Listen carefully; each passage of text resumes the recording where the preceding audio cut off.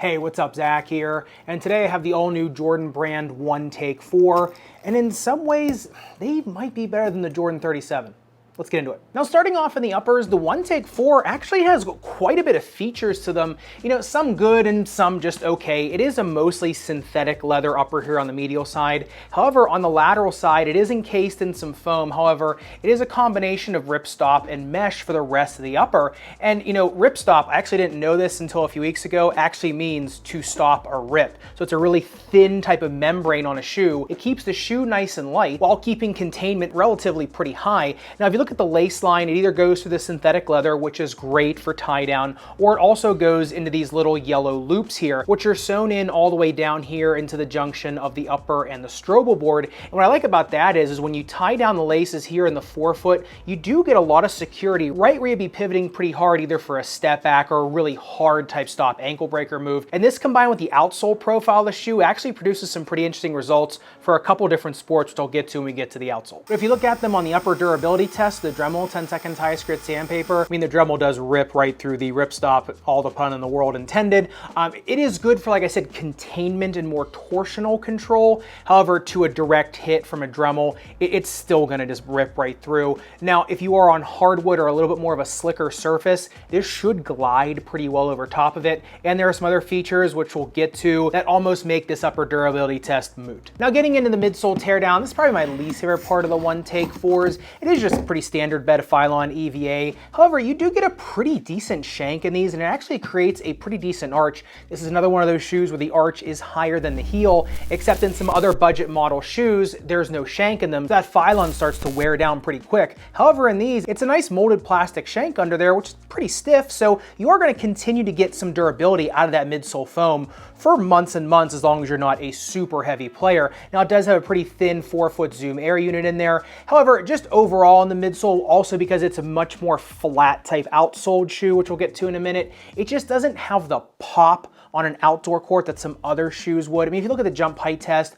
38.5 centimeters, which honestly is pretty good. I mean, the shoe can get up off the ground. However, because the shank is a little bit more narrow, it doesn't span a lot of surface area from the heel to forefoot. You're not gonna get a ton of cantilevering on it. You're not gonna get a lot of springboarding on it. However, like I said, for an outdoor court, the midsole does feel a little bit dead. However, on an indoor court, which we'll talk about in a minute, completely different story. And remember, with a midsole foam, it's not as resistant to shock on an outdoor court. That does leave your foot vulnerable if you're a little bit more snake bitten or prone to inflammation or just kind of arthritis or kind of bursitis type pain. And that's what brings me to today's sponsor, which is Dr. Hoy's Natural Pain Relieving Gel. Now, ironically, I've been quote unquote prescribing Dr. Hoy's for a while, but before they approached me, that's probably why they approached me to do this, because a lot of people want topical pain relief without having to go to an actual anti-inflammatory like ibuprofen, naproxen, those types of things. And what's nice about Dr. Hoy's is it's also water-based, has no toxins or parabens, so number one, it absorbs really quick, but number two, any scent that it might have goes away almost immediately. And because it's made with ingredients that are naturally anti-inflammatory, studies have shown that you'll start to experience pain relief within minutes of use, just because your body is ready to absorb it a lot faster than something maybe made synthetically. So if you want to pick up a tube of Dr. Hoy's, I will leave a link in the description below,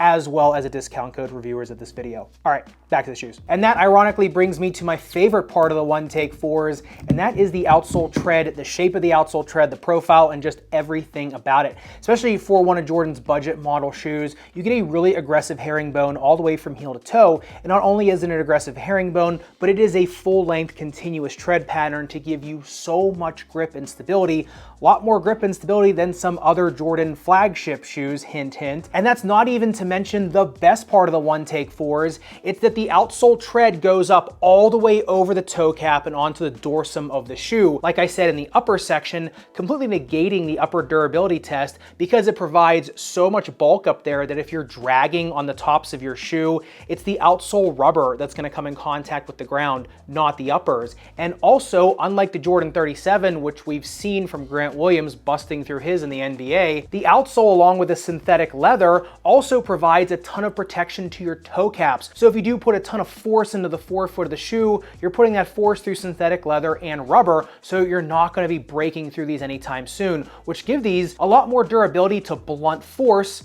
than some of the flagship shoes in the Jordan line. But the little bit confusing part of the outsole tread is you look at the outsole durability test, the Dremel 10-second tie grit sandpaper, a millimeter of damage, a good millimeter of damage on a 1 to 2 millimeter tread depth. Now, the durometer comes in at a 16.5 for the yellow rubber and a 14 for the blue rubber. So it's not soft rubber. It's just that its resistance to abrasion isn't as good as some other rubber compounds that are that high of a durometer. So it's kind of interesting that the numbers almost lie on the durometer side and they tell more of the tale on the Dremel side. Now getting into the fit of the One Take 4s, honestly a little bit more forgiving than some other Jordan brand shoes out there, even in the non-EP or PF versions. A narrow or medium foot, I think you can still just go true. If you are a narrow foot, you might want to consider going down half a size to get a super performance fit with the lacing system. However, you are fine going true to size. A 2E, I went true on these and was fine. However, if you do want a little more room, you can go up that half size. A 4E, I think you just go up 1/2 size.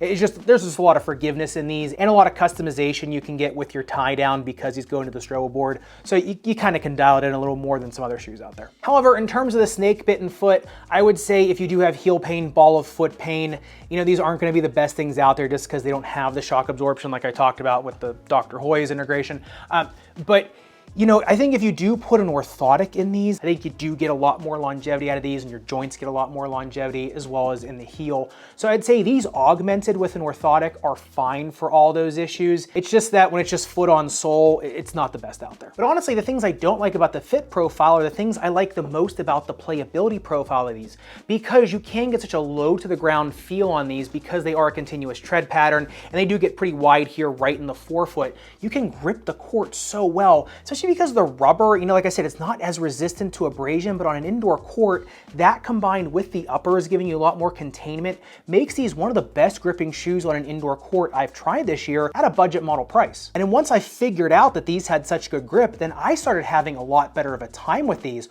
Honestly, my playability was not up to the level of the grip these shoes were giving me. If you look at the shuttle test on these, I actually started doing an indoor shuttle test. I'm kind of trying to play around with some indoor basketball specific shuttle test. Came in at 17.04 seconds on that, which I have no context on anything, so I don't know if that's good or bad. However, on that, I found that on cornering, these things were just gripping like crazy. The only bad part is getting up to go on the straights on these because they are that continuous tread pattern, not as fast on the straights. However, side to side speed, incredible. And on an outdoor court, 14.70 seconds. Like I said, these just aren't really lively on an outdoor court. So even though they did grip on the corners pretty well, it's just that asphalt and concrete on that midsole foam and just doesn't really do the best. They're just frankly better outdoor shoes out there. But I would say if you're playing other indoor sports like pickleball or badminton, or even playing indoor tennis on a rubberized or carpet court, these are a tremendous pickup because how stable they are side to side. The grip is just so extreme on these on those indoor courts. They don't require really any traction mats or anything like that. So I would say if you're looking for a budget indoor shoe for really shifty, nimble footwork and something you can stop on a dime with, then these are going to be tremendous. If you're someone that needs a little bit more launch off of a shoe, I'd say probably look somewhere else. And if you're someone that wants a ton of straight line speed, probably look somewhere else. But of course, I'd love to know your thoughts on the One Take 4. Are you willing to give these a chance, especially at the price point? Let me know in the comments down below. And if you still do want to pick up a pair of the Jordan 37s or are a little bit worried about the Leno weave in them and want to know how to fix that problem, make sure you click into this video up above and subscribe down below. Respect your rubber and foam. See you in the next one.